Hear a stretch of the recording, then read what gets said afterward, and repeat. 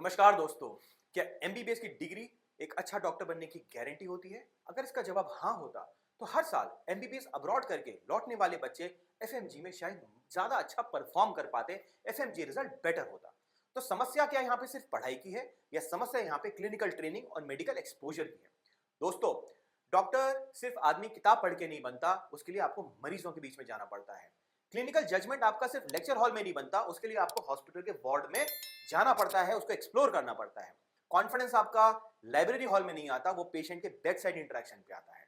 और यहीं से सबसे बड़ा डिफरेंस शुरू होता है between internship and observership and why clinical exposure is very important to pass your FMG exam, right?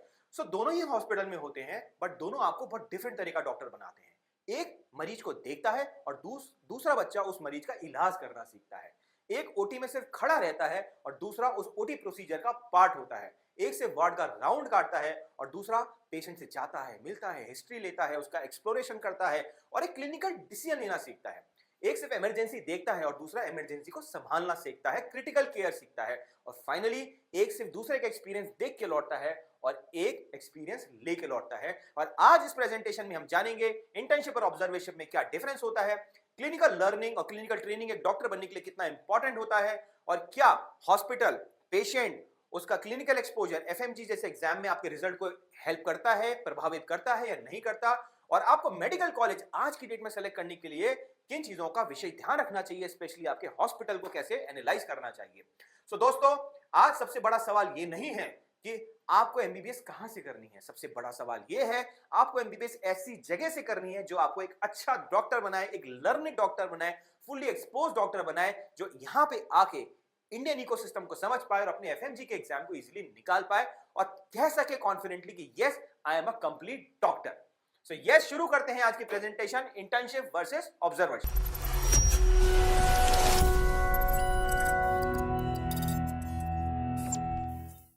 दोस्तों, आपको सबसे बेसिक से बेसिक शुरू करते हैं। मेडिकल एजुकेशन में या हेल्थ केयर में जब आप डॉक्टर बनकर निकलते हैं, एक बहुत बेसिक सी प्रीमाइस होती है, patient is your open book. आपका पेशेंट है, वही आपको सब कुछ सिखाता है। आप एक मान के चलिए, एक सिचुएशन देखिए, इंडिया में जो गवर्नमेंट मेडिकल कॉलेजेस हैं, जहां हमारा टॉप लाइन बच्चे एडमिशन लेता है, वो कहाँ सिचुएशन होते हैं? छोटे छोटे शहरों में होते हैं, नो टायर सी टायर डी सिटीज में होते हैं। इफेक्टिवली देखा जाए, यही गवर्नमेंट मेडिकल कॉलेज है जो हमारे पूरे मेडिकल हेल्थ केयर सिस्टम की बैकबोन होते हैं। और यहाँ पे बच्चा क्यों जाता है और उसको क्या ऐसा मिलता है जो सबसे सुपीरियर और अच्छा डॉक्टर बन के निकलता है? उसे मिलता है पेशेंट। एक ऐसा पेशेंट जो गांव से, दूर दराज के इलाकों से आता है, जिसकी एक्सपेक्टेशन ज्यादा नहीं होती है। उसकी एक्सपेक्टेशन होती है मुझे एक बेसिक ट्रीटमेंट मिल जाए, जो खुला होता है, ओपन होता है कि मेरे को जो डॉक्टर बोलेगा मैं उसे अच्छे से सुनूंगा, उसको इंप्लीमेंट करूंगा।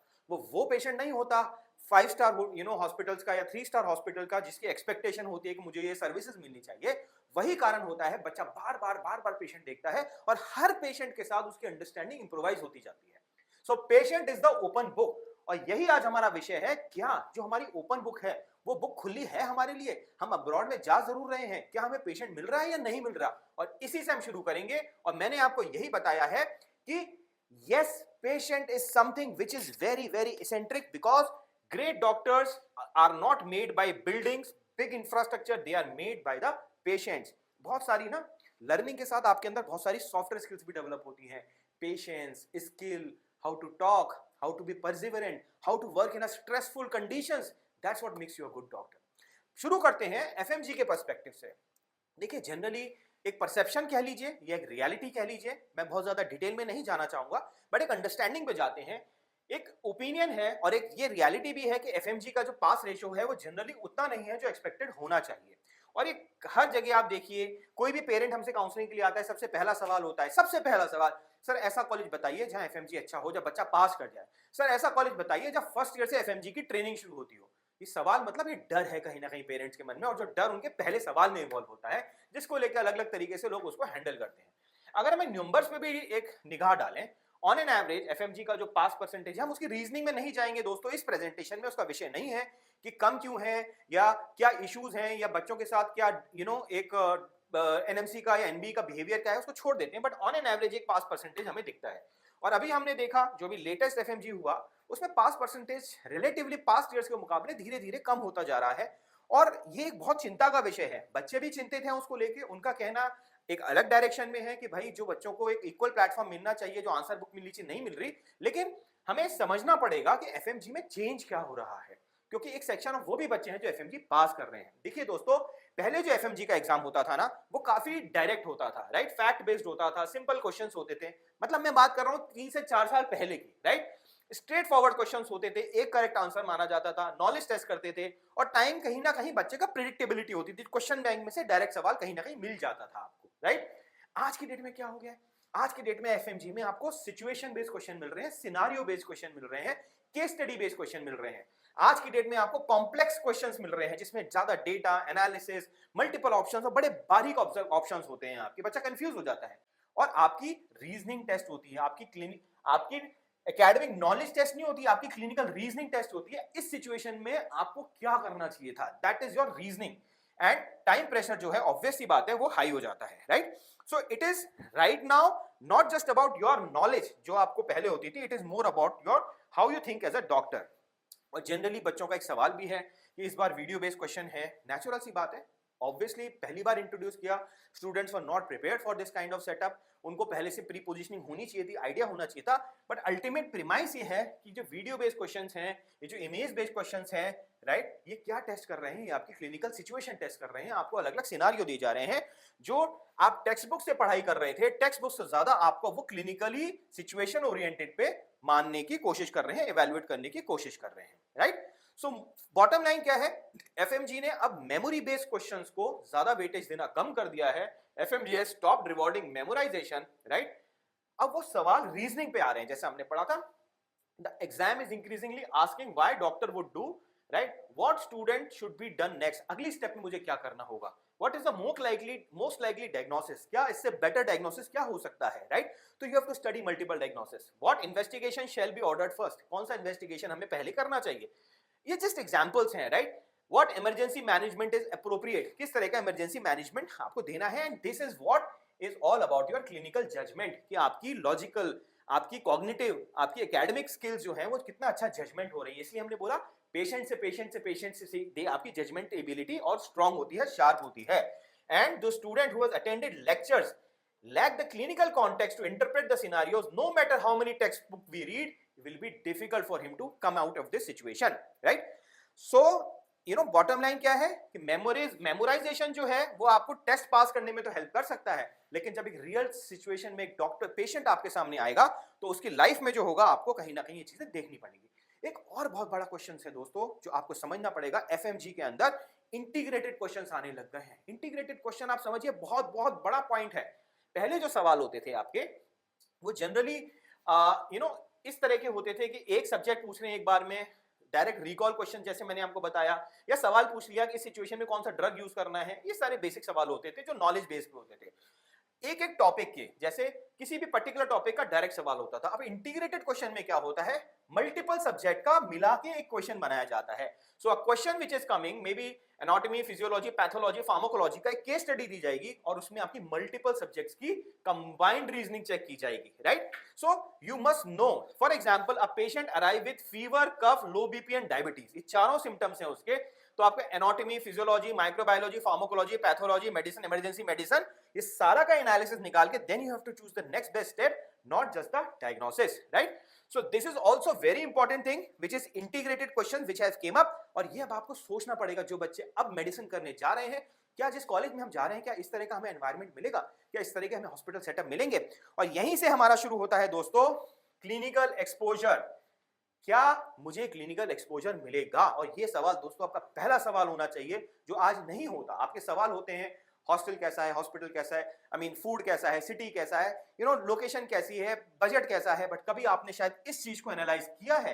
ये सवाल आप अपने आप से पूछिए, क्या मुझे क्लिनिकल एक्सपोजर मिल रहा है, which is the most important thing. नहीं तो आपका भी वही हाल होने वाला है, back to back back to back back to back. आप सोच के गए थे आप 6 साल की पढ़ाई करेंगे, बट 7 साल 8 साल 9 साल आप कहीं ना कहीं स्लॉग में करते रहेंगे क्योंकि आपकी फाउंडेशन वीक रही है, right. So yes, because medicine is a skill based profession, not a knowledge based profession. अब आपको समझाते हैं एक इंटर्नशिप में और एक ऑब्जर्वरशिप में क्या डिफरेंस होता है, जो आपके लिए जानना इंपॉर्टेंट होगा। समझिए, देखिए ये इंटर्नशिप है, ये ऑब्जर्वरशिप है।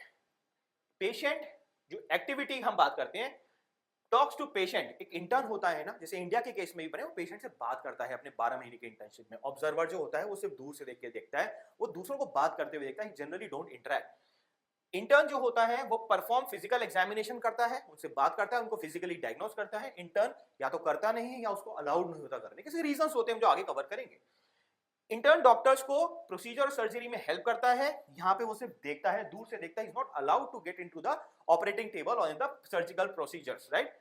ये क्लिनिकल डिसीजन लेना सीखता है under the supervision obviously, but ये क्लिनिकल डिसीजन नहीं ले पाता है, राइट। इमरजेंसी मैनेज करना जानता है, यहाँ पे इमरजेंसी में इसको एक्सपोजर नहीं मिलता। ये नोट्स देता है, प्रिस्क्रिप्शंस देता है। इंडिया जब इंटर्नशिप करता है ऑब्वियसली अंडर सुपरविजन, या जो मेन डॉक्टर है उसके बगल में बैठा, आपने देखा होगा उनके जूनियर डॉक्टर्स या उनके इंटर्न्स होते हैं, वो नोट्स बनाते हैं। He is not allowed to do that. Reception across patients, right. Repetition मिलता है इसको, पेशेंट्स का बहुत हाई रिपीटेशन मिलता है, यहाँ उसको रिपीटेशन नहीं मिलता, right. So this role builds a competence, right.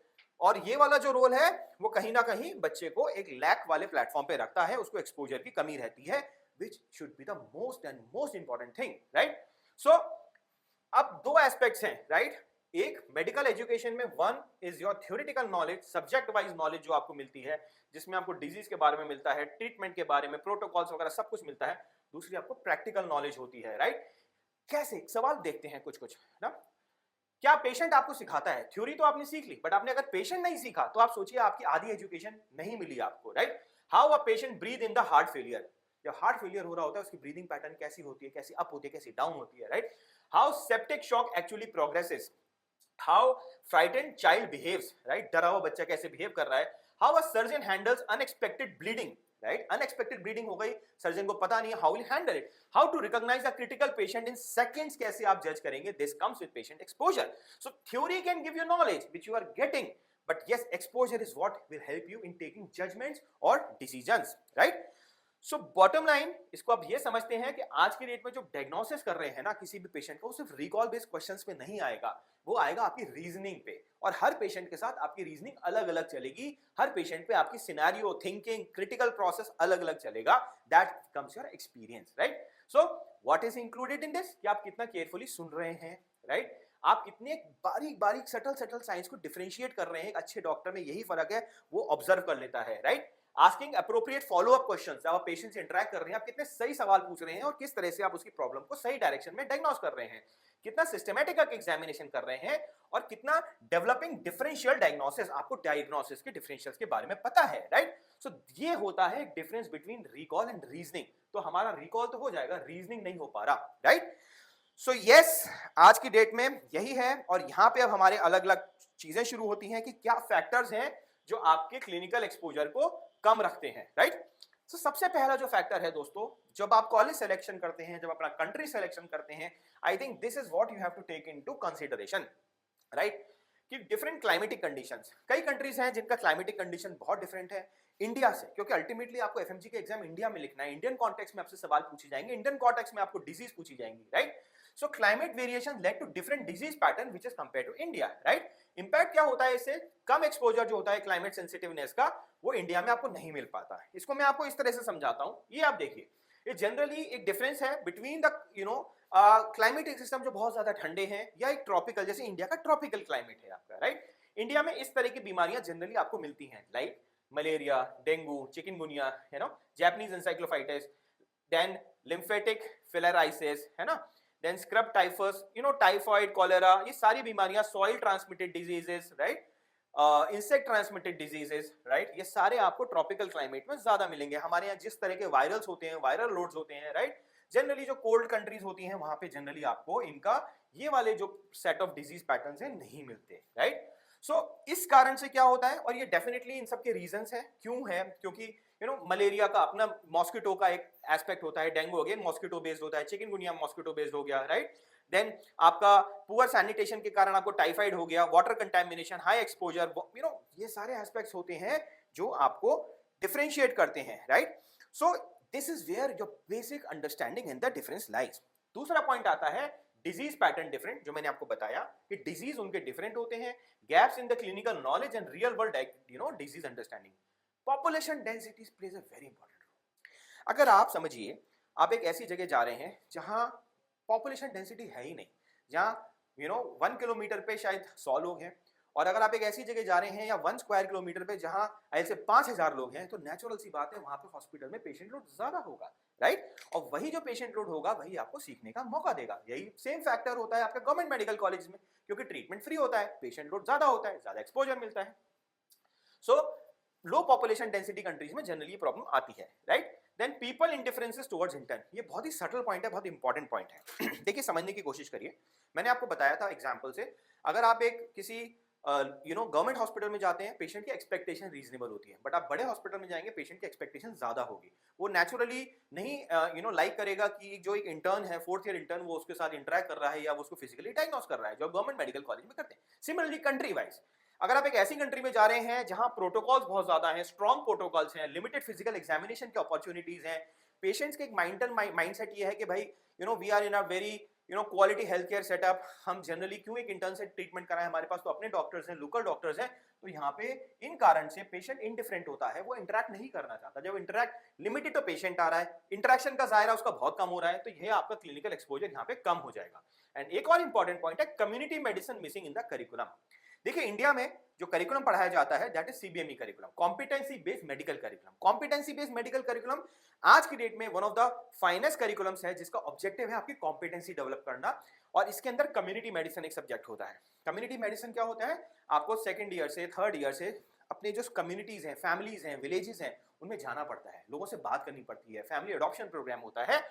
उससे क्या होता है, आपको काफी कुछ सीखने को मिलता है ना? एक्सपोजर आपको बेसिक लेवल पे मिलना शुरू हो जाता है, उनकी सैनिटेशन, हाइजीन, उनका overall ecosystem, patient care, patient से बात करने का तरीका, लोगों के बीच में रहने का तरीका, ये भी एक फैक्टर होता है जो कहीं ना कहीं जनरली कंट्रीज में मिसिंग होता है। So yes, clinical competency developed through repeated patient interaction, few opportunities for bedside learning can affect skill, confidence and FMG performance, जो ultimately उसका आउटपुट निकलेगा। सो जनरली जो सवाल लोग पूछते हैं ना, एफएमजी कम क्यों है, एफएमजी कम क्यों है, कुछ कंट्रीज का ज्यादा कम क्यों आता है, तो this is one of the major reasons कि बच्चों को क्लिनिकल एक्सपोजर आज की सिचुएशन में नहीं मिलता। और जो बच्चे कम क्लिनिकल एक्सपोजर लेके आते हैं, कहीं ना कहीं वो पैसिव लर्निंग का पार्ट होते हैं। पैसिव लर्निंग मतलब मैंने बीमारी देखी है, पेशेंट देखा है, लेकिन मैंने कभी एक्टिवली पार्टिसिपेट नहीं किया, है ना? और उनके अंदर एक हेजिटेशन होता है। जब भी उनसे आप पूछेंगे ना पेशेंट को इंडिपेंडेंटली मैनेज करो, वो थोड़ा घबराएंगे, कैसे करें, क्या करें, कभी किया नहीं है। वो वॉच करेंगे, right? they will not participate, right? So there's a difference between watching surgery and assisting in surgery, listening to care and presenting a care, watching an examination and examining the patient yourself, right? So confidence इन्हीं चीजों से बनता है। छोटे छोटे examples यहाँ पे हैं, जैसे आप पेशेंट कितने देख पा रहे हैं, राइट? आप मतलब ये वाला जो एस्पेक्ट था, कितनी आईवी लाइंस आपको देनी आती हैं, आपने कितनी फिजिकली पेशेंट्स की डिलीवरीज असिस्ट की हैं, राइट? आपने इमरजेंसी कंडीशन कितनी मैनेज की है, इंटरप्रेट काउंटलेस ईसीजीज कैसे की हैं, बहुत सारी चीजें हैं जो आपको कॉन्फिडेंस देती हैं, और हर पेशेंट आपको कॉन्फिडेंस देता है। सो इन सारी चीजों का जो सबसे नेगेटिव इफेक्ट होता है, जिस कंट्री में आप जा रहे हैं जहाँ पेशेंट एक्सपोजर नहीं मिल रहा, सबसे पहले आप, और ये स्टार्टिंग से ही शुरू हो जाता है, राइट? आप अपने आप को डाउट करना शुरू कर देते हैं, राइट? आपके अंदर डर होता है, जैसे होता है ना, मेरे को स्विमिंग आती नहीं है लेकिन डर होता है, अगर टच किया कुछ गड़बड़ हो गया तो व्हाट इफ दैट, तो वो डर आपका हमेशा बना रहेगा क्योंकि आपने कभी किया नहीं है। आप हाथ से कुछ सीख ही नहीं पाएंगे, hands on learning will be nothing, right? Limited hands on practice reduce confidence in performing procedures. कितने ऐसे एग्जांपल्स होते हैं जहां हम देखते हैं कि जो बच्चे बाहर से पढ़ के आते हैं, नॉट विद एवरीवन, एक्सेप्शंस की बात कर रहा हूं, they don't know how to put IV lines, right? They don't know how to take even the samples of the the patients, right? आप पेशेंट से बात नहीं कर पाते क्योंकि आपने कभी बात की नहीं है, आपको हेजिटेशन होती है, राइट? आपका इंटरेक्शन नहीं होता, आपको काउंसलिंग करनी नहीं आती, एम्पैथिक नहीं होते आप उनके लिए।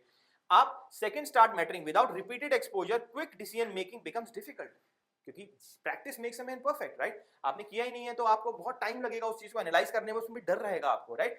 Exams become harder, right? क्योंकि एक्सपोजर नहीं है, एफएमजी देना है, एफएमजी प्रैक्टिकल है, तो आपको एग्जाम में डिफिकल्टी आएगी, आप अंडर कॉन्फिडेंट बनते रहेंगे, राइट? एंड अल्टीमेटली यू पे ट्वाइस टू लर्न। आप 2 बार उसी चीज को पढ़ने के पैसे देते हैं, आप डबल खर्च कर देंगे, time, money, energy spend outside to cover what should be learn at the bed side. So yes, the ultimate thing is it is all about patient. जिस भी कॉलेज का आप सिलेक्शन करें दोस्तों, आप ये सारे फैक्टर्स का ध्यान रखें, right? Green flags versus red flags. आप ये देखें कि वहां पे गवर्नमेंट टीचिंग हॉस्पिटल है कि नहीं है। ये सवाल पूछिए आप अपने लोगों से, अपने कंसल्टेंट से, अपने काउंसलर से, राइट? क्या कोई छोटा प्राइवेट हॉस्पिटल तो अटैच नहीं है आपके मेडिकल कॉलेज से? पेशेंट वॉल्यूम कैसा है वहां पे? लो ओपीडी। आजकल चैट जीपीटी का जमाना है, आप थोड़ा भी एआई करेंगे, आप सिर्फ ये पता करिए हॉस्पिटल क्या है, ये थोड़ी एनालिसिस हम निकालिए, राइट? सिर्फ ये मत सोच के जाइए कि एक बहुत बड़ा सिटी है, पैरामीटर सही करिए प्लीज आपके, राइट?